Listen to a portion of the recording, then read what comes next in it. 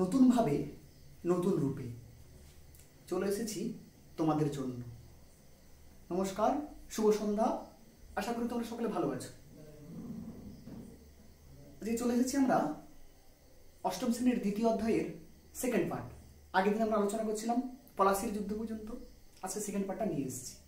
তো এই ভিডিও ভালো লাগলে অবশ্যই লাইক করবে, শেয়ার করবে এবং কমেন্ট করতে ভুলবে না এবং সাবস্ক্রাইব করবে।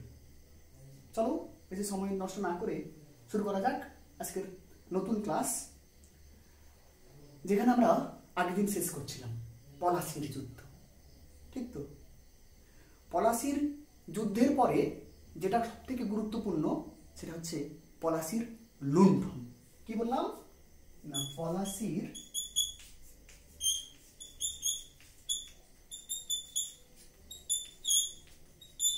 লুণ্ঠন কি? পলাশির লুণ্ঠন কাকে বলে? তোমরা নিশ্চয়ই জেনেছো যে পলাশির যুদ্ধে কে পরাজিত হয়েছে? না, নবাব সিরাজউদ্দৌলা পরাজিত হয়েছে। পরাজয়ের পর তোমরা নিশ্চয়ই দেখেছো একটা পুতুল বসেছে সিংহাসনে, তাকে এদিকে নাড়াচ্ছে সেদিকে নাড়াচ্ছে। তোমরা যেমন মেলা থেকে ঘুরতে গেলে যে পুতুল কিনে নিয়ে আসছে, এরকম পুতুল মির্জাফরকে বসিয়ে সিংহাসনে কোম্পানি কি করলো? শুধু কোম্পানি নয়, কোম্পানির কর্মচারীরা পর্যন্ত কি করলো না ব্যক্তিগতভাবে বিপুল অর্থ লাভ করলো। এই যে পলাশির যুদ্ধের পরে ইস্ট ইন্ডিয়া কোম্পানি তার সঙ্গে কোম্পানির কর্মচারীরা ব্যক্তিগতভাবে যে অর্থ পাচ্ছে এবং সেই মুনাফা তারা নিয়ে চলে যাচ্ছে নিজেদের সঙ্গে করে নিজের দেশে লন্ডনে। এটাকে বলা হচ্ছে কি? পলাশির লুণ্ঠন। আর পলাশির যুদ্ধে তিনি ইংরেজদের পক্ষ দিয়েছিলেন, তিনি হচ্ছেন রবার্ট ক্লাইভ। তিনি ছিলেন এই পলাশির যুদ্ধের ইংরেজদের নায়ক। তিনি পুরো পট বা চিত্রটা পরিবর্তন করে দিয়েছিলেন। তাহলে কি বললাম আমি? একবার সোজা, পলাশির যুদ্ধের পরে ইস্ট ইন্ডিয়া কোম্পানি কি করলো না পরবর্তী নবাব মির্জাফরের কাছ থেকে লুট করা শুরু করলো। শুধু কোম্পানি নয়, কোম্পানির কর্মচারীরা ব্যক্তিগতভাবে মুনাফা অর্জন করতে শুরু করলো। তাকে বলা হচ্ছে কি ইতিহাসে পলাশির লুণ্ঠন। পলাশির যুদ্ধের পরে লুট করছে, লুট থেকে লুণ্ঠন কথাটা এসছে। আরেকটা কথা খুবই গুরুত্বপূর্ণ, কি বলো দেখি? তোমরা নিশ্চয়ই পড়েছো, ঠিক আছে? ক্লাসে স্যার না থাকলে তোমরা কি করো? ক্লাসে স্যার না থাকলে তোমরা বদমাশি করো। যারা মনিটর তারা বলছে দেখ কথা বলবি না, বাইরে যাবি না, আমাকে বলে যাবি। তার মানে কি? স্যারের অবর্তমানে তোমরা দায়িত্ব পালন করছো। তো পলাশির যুদ্ধের জয়লাভের পরে ইংরেজ ইস্ট ইন্ডিয়া কোম্পানির কি লাভ হয়েছিল? না, তারা একটা পুতুল নবাব সেট আপ করে দিয়েছিল, বা পুতুল নবাবকে সিংহাসনে বসিয়েছিল, মানে যাকে নাড়াচাড়া করা যাচ্ছে। হ্যাঁ, তো এক নবাবের কাছে থাকছে প্রচুর দায়িত্ব, নবাবের কাছে এটা করো সেটা করবে, নবাব করবে। কিন্তু ক্ষমতা কার কাছে রয়েছে? কোম্পানির কাছে। এই দায়িত্বহীন ক্ষমতা নবাবের কাছে আর ক্ষমতাহীন দায়িত্ব, এই ঘটনাকে ইতিহাসে এক কথায় বলা হচ্ছে কি না দ্বৈত শাসন ব্যবস্থা। কি বলা হচ্ছে? দ্বৈত শাসন ব্যবস্থা। কি বললাম? দায়িত্বহীন ক্ষমতা আর ক্ষমতাহীন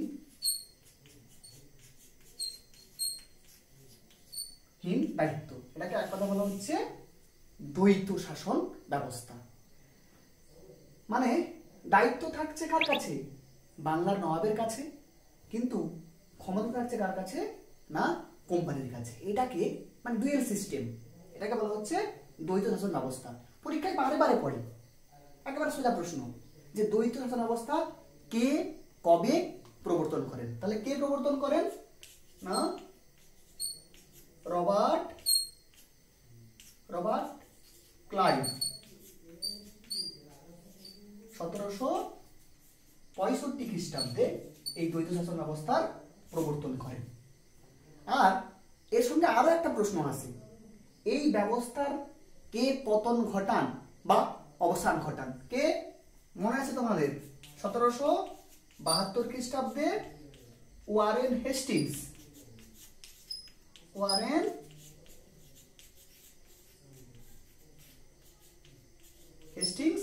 এই ব্যবস্থার অবসান ঘটান। তাহলে শুরু করছেন কে? রবার্ট ক্লাইভ, আর এটার পতন ঘটাচ্ছেন কে? Warren Hastings. এটা ছিল দ্বৈত শাসন ব্যবস্থা। তাহলে আমরা পলাশির লুণ্ঠন জানলাম আর দ্বৈত শাসন ব্যবস্থা জানলাম।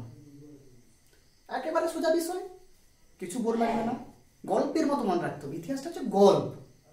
আগের দিনে ঠাকুমারা গল্প করতো না, অনেক দিন আগে এক রাজা ছিল, হ্যাঁ, তোমরা তখন মন দিয়ে শোনো, ঠিক তো? ইতিহাসটাকে সেরকম গল্পের মতো লিঙ্ক আপ করে পড়তে হবে। দেখো, লুট করছে, ক্ষমতা নিচ্ছে কারা? সব কোম্পানি নিচ্ছে, ঠিক আছে? আর কি করছে না, যাবতীয় ক্ষমতার উৎস হয়ে উঠে উঠছে কে?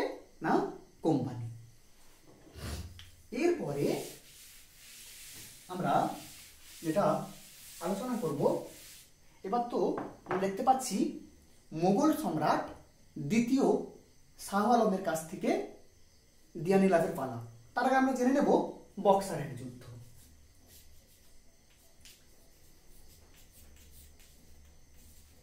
বক্সারের যুদ্ধ কত খ্রিস্টাব্দে?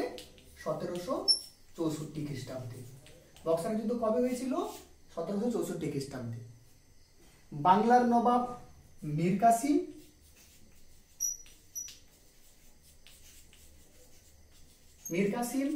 অযোধ্যার নবাব সুজা উদ দৌলা আর মুঘল সম্রাট দ্বিতীয় শাহ আলম, এরা তিনজন একসঙ্গে, আর এদিকে হচ্ছে ইস্ট ইন্ডিয়া কোম্পানি, এদের সঙ্গে এদের কি হয়েছে? তো আমরা ছিলাম বক্সারের যুদ্ধ। বক্সারের যুদ্ধ কাদের মধ্যে হয়েছিল না? বাংলার নবাব মীর কাসিম, অযোধ্যার নবাব সুজাউদ্দৌলা আর মুঘল সম্রাট দ্বিতীয় শাহ আলমের মিলিত বাহিনীর সঙ্গে ইস্ট ইন্ডিয়া কোম্পানি, এদের হয়েছিল। এই যুদ্ধে পরাজিত কারা হচ্ছে না? এই যুদ্ধে পরাজিত হচ্ছে এই বাহিনী। তাহলে বাংলা একটা শক্তি হারালো, বাংলা পরাজিত হলো, অযোধ্যা পরাজিত হলো, তার থেকে বড় যে শক্তি পরাজিত হয়েছে সেটি হচ্ছে কেন্দ্রীয় শক্তি মুঘল সম্রাট দ্বিতীয় শাহ আলম। তাহলে ইংরেজরা এক ঢিলে তিনটি পাখি কিন্তু মেরে দিল, বড় বড় শক্তিকে পরাজিত করল। তাই ভারতীয় ইতিহাসে পলাশির যুদ্ধ অপেক্ষা বক্সারের যুদ্ধ বেশি গুরুত্বপূর্ণ। তোমরা প্রশ্নবিদরা বিভিন্ন পেজে পেয়েছো এই কোশ্চেনটা, ঠিক না? এই কোশ্চেনটা পেয়েছো, তো আমরা এই বক্সারের যুদ্ধের গুরুত্বটা একটু জেনে নেব। ভারতীয় ইতিহাসে বক্সারের যুদ্ধ কেন গুরুত্বপূর্ণ? বক্সারের যুদ্ধের গুরুত্ব কি? গুরুত্ব হবে, প্রথম তো হবেই বাংলায় কোম্পানির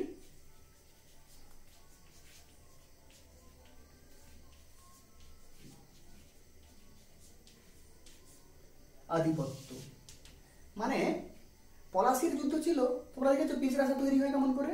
পিচ রাস্তার সঙ্গে সঙ্গে পিচ দিয়ে দেয় না, তাহলে কিছু মেটেরিয়াল আগে দেয়, ড্রেসিং করে, অনেকদিন ধরে প্রসেসিং চলে, জল দেওয়া হয়, ড্রেসিং করা হয়, এভাবে চলে। তো পলাশির যুদ্ধ ছিল সেই ড্রেসিং এর পদ্ধতি, তৈরি করছে রাস্তা। আর বক্সারের যুদ্ধ হচ্ছে পিচ বসানোর কৌশল। তাহলে দেখা যাচ্ছে কি বাংলায় একচ্ছত্র ক্ষমতার অধিকারী হচ্ছে বক্সারের যুদ্ধ জয়লাভের ফলে। কারা হচ্ছে না? ইংরেজ, ইস্ট ইন্ডিয়া কোম্পানি। তাই ভারতীয় ইতিহাসে বক্সারের যুদ্ধ বেশি গুরুত্বপূর্ণ। তারপরে আমরা বলতে পারি উত্তর ভারতে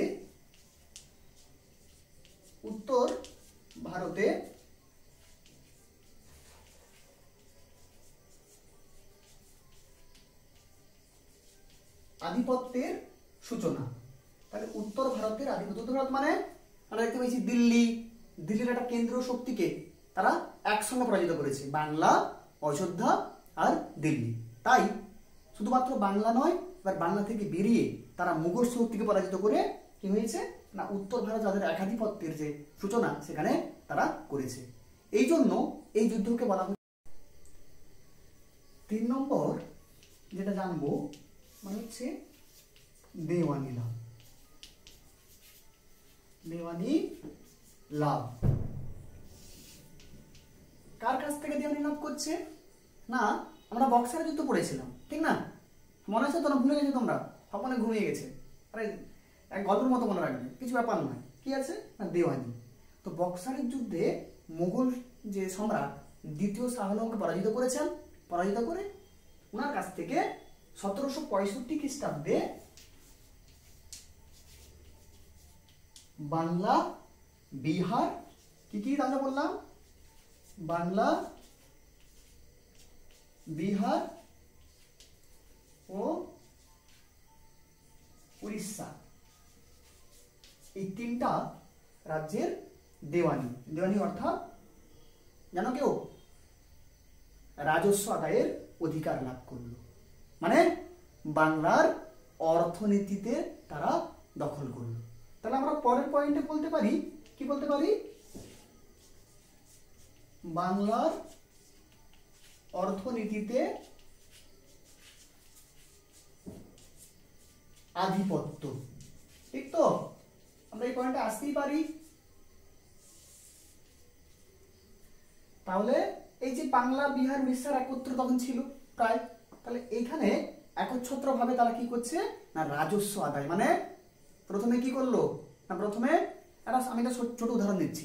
স্পঞ্জ জানো তো? স্পঞ্জ, তো স্পঞ্জকে আমরা একটা ধরো একটা বাটিতে জল নিয়ে স্পঞ্জকে বসালাম, কি হয় বলো তো? পুরো জলটা শুষে নেই। তাহলে এই যে বাটিটা তার মধ্যে জল, সেটা হচ্ছে ভারতবর্ষ, আর স্পঞ্জটা হচ্ছে এই ইংরেজ ইস্ট ইন্ডিয়া কোম্পানি বা ইংরেজের। কি করছে? ডুবালো, চুষে নিল। প্রথমে কিন্তু তারা ওইখান থেকে নিয়ে আসতো টাকা, ইংল্যান্ড থেকে কেনাকাটা করতো। পরে কি করলো আস্তে আস্তে না মাছের তেলে মাছ ভাজা করছে, আমাদের দেশেই চাষিদেরকে চাষ করাচ্ছে, নিচ্ছে র মেটেরিয়াল বা কাঁচামাল, সেগুলোকে নিয়ে গিয়ে সেখানে তৈরি করছে, এখানে বিক্রি করছে, লুট করে নিয়ে যাচ্ছে, হচ্ছে ইংরেজ। ঠিক আছে, যাই হোক, এগুলো ছিল আমাদের বক্সার যুদ্ধের গুরুত্ব। তাহলে এইটা যদি পরীক্ষায় পড়ে যে পলাশির যুদ্ধ অপেক্ষা বক্সারের যুদ্ধ ভারতীয় ইতিহাসে কেন গুরুত্বপূর্ণ, তাহলে তোমরা এইটা অবশ্যই লিখবে। ঠিক আছে, মনে থাকবে তোমাদের।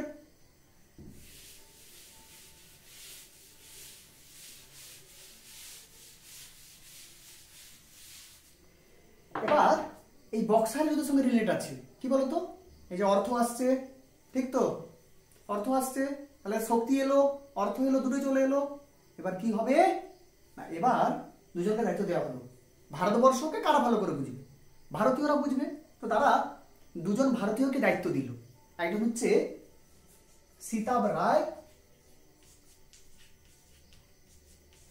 ও মোহাম্মদ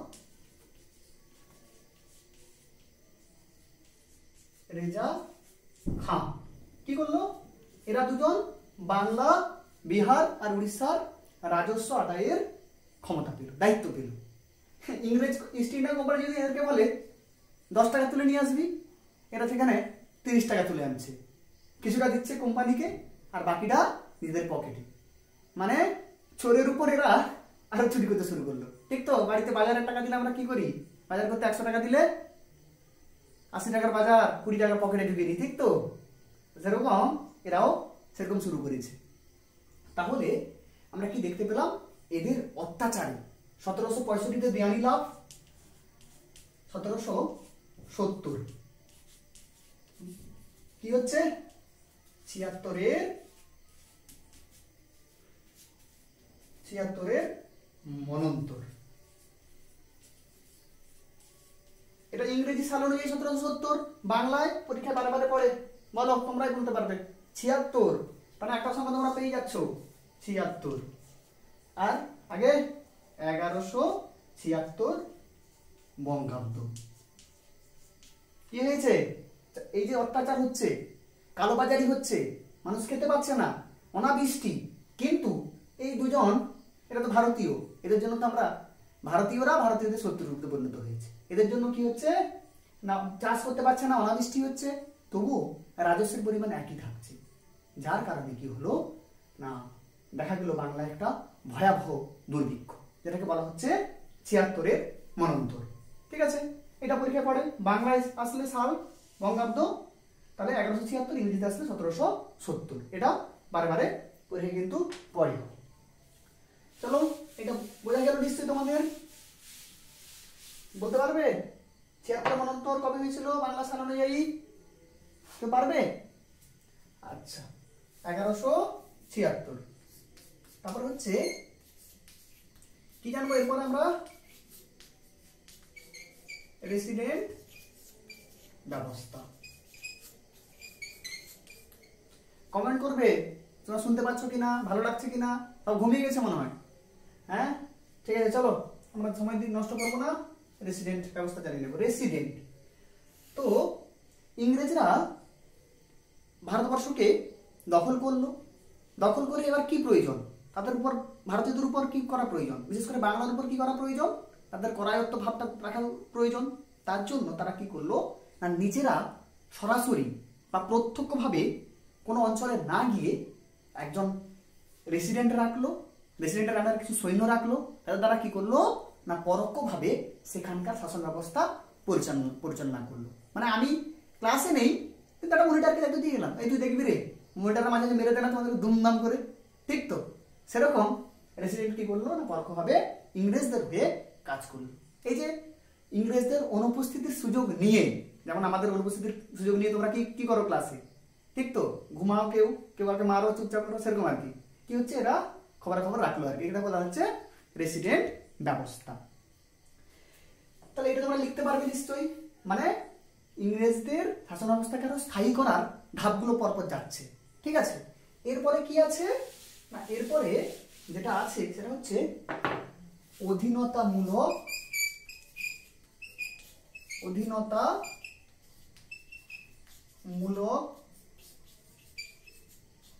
মিত্রতা নীতি। খুবই গুরুত্বপূর্ণ, ঠিক তো? বাড়িতে আমাদেরকে স্কুল আসার সময় টাকা না দিলে আমরা কান্না করি, মানে ছলনা করছি, দিতে হবে, ঠিক? তারপর কে বলছি আমি আসবো না, না হলে বাড়িতে ভয় দেখাচ্ছি, ঠিক তো? সেরকম ইংরেজরা ভাবলো যে ওই সবসময় যুদ্ধ করে জয় করা যাবে না, মাঝে মাঝে কূটনীতি আশ্রয় নিতে হবে। তাহলে ছলে বলে কূটকৌশলে কি করলো, ভারতীয় যে সমস্ত রাজ্য রয়েছে সেগুলো গ্রাস করতে হবে। যুদ্ধ হলে ক্ষতি, নিজেদেরও অর্থ ক্ষয় হচ্ছে, দরকার কি বাবা ঝুট ঝামেলা? যদি শান্তভাবে সবকিছু পাওয়া যায়, তাহলে বুদ্ধির প্রয়োগ করলো। কি করলো না, লর্ড ওয়েলেসলি, তার নাম শুনেছ? লর্ড ওয়েলেসলি কি করলো 1798 খ্রিস্টাব্দে, পড়েছো তোমরা? তাহলে কে? লর্ড ওয়েলেসলি 1798 খ্রিস্টাব্দে একটা নতুন নীতি প্রবর্তন করলো, যাকে বলা হচ্ছে কি না, অধীনতামূলক মিত্রতা নীতি। অধীনতা কথাটা শোনা লাগছে না? অধীনতা মানে অধীন। কাদের অধীন না, ইংরেজদের অধীন। অর্থাৎ যে সমস্ত দেশীয় রাজ্যগুলো ইংরেজ কোম্পানির অধীনে থাকবে তাদের সঙ্গে মিত্রতা করবে, মানে বন্ধুত্ব করবে। সবার তো বন্ধু আছে, বন্ধু বাড়াও তোমরা নিশ্চয়ই ক্লাসে বসে বসে, আর যাতে ভালো খাবার পাই, ঠিক তো? তো সেরকম বলছে যে সমস্ত দেশীয় রাজ্যগুলো ইংরেজের সঙ্গে বন্ধুত্বের হাত বাড়িয়ে দিবে, তাদেরকে কি করবে না, ইংরেজরা সেই সমস্ত এলাকায় কি করবে না, সেনাবাহিনী এবং একজন রেসিডেন্ট রাখবে, একজন রেসিডেন্ট সেনাবাহিনী রাখবে। তাহলে 2 নম্বর বলা হচ্ছে বৈদেশিক আক্রমণ থেকে ইংরেজ ইস্ট ইন্ডিয়া কোম্পানি রক্ষা করবে। আর কি বলা হচ্ছে না, আভ্যন্তরীণ নীতি, বৈদেশিক নীতি কোম্পানি নির্ধারণ করবে। আর কি বলা হচ্ছে, এই সমস্ত সেনাদের ব্যয়ভার বহন করবে কারা? কোম্পানি। মানে হাতে না মেরে ভাতে মারা। আমি সরাসরি যুদ্ধ করছি না, কিন্তু একটা বেড়াজাল বা ঘেরাটোপে আমরা কি করছি, তাকে জড়িয়ে দিচ্ছি। মানে আমার এখান থেকে বেরোতে পারবে না, কিছু কাজ করতে হলে আমার পারমিশন নিতে হবে। কেন? তোমার যাবতীয় ক্ষমতার উৎস তো আমি, ঠিক না? মনিটররা কি করে ক্লাসে, এই যাবি না, আমার উপর পাওয়ার দিয়ে গেছেন স্যার, মারতে পারি আমি, সেই আর কি। তো এটা ছিল অধীনতামূলক মিত্রতা নীতি। কবে পাস হয়েছে? 1798। কে পাস করেছে? Lord Wellesley. কে গ্রহণ করেছিল প্রথম জানো? সবাই বলতে পারো, বলো তো? হায়দ্রাবাদের নিজাম। ঠিক তো? তাহলে প্রথম কে গ্রহণ করেছে? হায়দ্রাবাদের নিজাম। ঠিক আছে, এটুকু বোঝা গেল। তারপরে একটা গুরুত্বপূর্ণ প্রশ্ন, সেটা হচ্ছে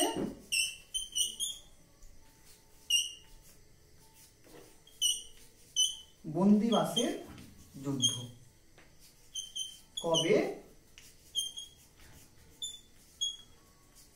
কাদের মধ্যে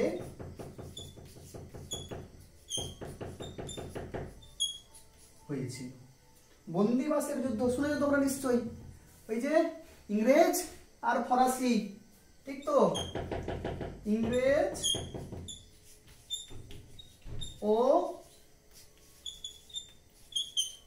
ফরাসিদের মধ্যে 1760 খ্রিস্টাব্দে হয়েছিল। তাহলে এই যুদ্ধ, বন্দিবাসের যুদ্ধে ইংরেজরা কি করছে না, ফরাসিদেরকে একেবারে হারিয়ে দিচ্ছে। হারিয়ে দিয়ে কি করলো না, যাবতীয় একচ্ছত্র ক্ষমতার অধিকারী বা একক ক্ষমতার অধিকারী হলো কারা? ইংরেজরা। মানে ফাঁকা মাঠে গোল দেয় তো তোমরা কেউ কেউ, ফাঁকা মাঠে সুযোগ পেলে, ফুটবল রঞ্জন খেলো না কিন্তু তোমরা, কিন্তু ফাঁকা মাঠে সুযোগ পেলে কিন্তু তোমরা গোল দিয়ে দাও। ঠিক আছে, তাহলে এইটাও একটা গুরুত্বপূর্ণ পরীক্ষা বারে পড়ে, এই কোশ্চেনটা পড়ে যে হায়দ্রাবাদের নিজাম প্রথম গ্রহণ করেছিল অধীনতামূলক মিত্রতা নীতি। ঠিক আছে, এই কোশ্চেন দুটো কিন্তু পরীক্ষায় পড়ে, বারে মনে রাখবে, অধীনতামূলক মিত্রতা নীতি আর বন্দিবাসের যুদ্ধ। ঠিক আছে, আমরা প্রায় শেষের দিকে চলে এসেছি। ঠিক তো? তো ইতিহাসটাকে আমরা মজা করে পড়বো। ঠিক আছে, আর একটা ঘটনা কি সবাই জানো নিশ্চয়ই, কি বলতো? সত্য বিলোপ নীতি। ওই যে আমি বলেছিলাম, যুদ্ধ করে সবসময় জয় করা যাবে না, ছল কূটনীতি দিতে হবে। হ্যাঁ, স্যার পেট ব্যথা করছে, ছাড়তে হবে, ঠিক তো? কান্না করে দেওয়া, এগুলো মানে পেট ব্যথা করছে না কিন্তু আমি যাবো, ঠিক তো? সেরকম এবার কে করলো না, লর্ড ডালহৌসি 1848 খ্রিস্টাব্দে কি করলো না, একটা নীতি ঘোষণা করলো। তাকে বলা কি নীতি? নীতিতে বলা হয়েছে, কোনো দেশীয় রাজ্যের রাজার যদি কোনো পুত্র সন্তান না থাকে, তাহলে সেই দেশীয় রাজ্যটি সরাসরি ইংরেজদের অধীনে চলে যাবে এবং সেই রাজ্যটি কোনো দত্তক পুত্র গ্রহণ করতে পারবে না। তাহলে কি বললাম না, কোনো দেশীয় রাজ্যের রাজার যদি পুত্র সন্তান না থাকে, তাহলে সেই রাজ্যটি সরাসরি ইংরেজদের অধীনে যাবে এবং সেই রাজ্যের রাজা কোনো পুত্র সন্তান গ্রহণ করতে পারবে না। এটাকে বলা হচ্ছে কি নীতি? না, সত্য বিলোপ নীতি। তাহলে তোমরা বুঝতে পারছো, যুদ্ধের দ্বারা নয়, ছল কূট কৌশলের দ্বারা দেশীয় রাজ্যগুলিকে গ্রাস করা ছিল একমাত্র প্রয়াস। প্রথম কোন রাজ্যের এর দ্বারা গ্রাস হয়েছিল তোমরা সবাই জানো, সাতারা। ঠিক তো? ঝাঁসিও হয়েছে, ঝাঁসি রানী লক্ষ্মীবাই নাম শুনেছো তোমরা। ঠিক আছে, তো ইতিহাসটাকে আমরা এইভাবে পড়বো, বোরিং করে কেন পড়বো? এটা একবারে গল্পের পর আমি সাজালাম। তোমাদের বোরিং লেগেছে কারো? আর বোরিং লেগেছে বুঝতে? তো প্লে লিস্ট হয়ে তোমরা অবশ্যই আশা করি লাইক করবে, কমেন্ট করবে, পাশে থাকবে। ঠিক তো? আর নতুনত্বের দ্বারা আমরা পড়ব, উদ্ভাবনী কৌশল, যেমন আমরা অঙ্ক করি সেরকম আমরা ইতিহাসটা পড়ব। ঠিক আছে, তোমরা সকালে ভালো থাকবে। আজকের মতো এতক্ষণ।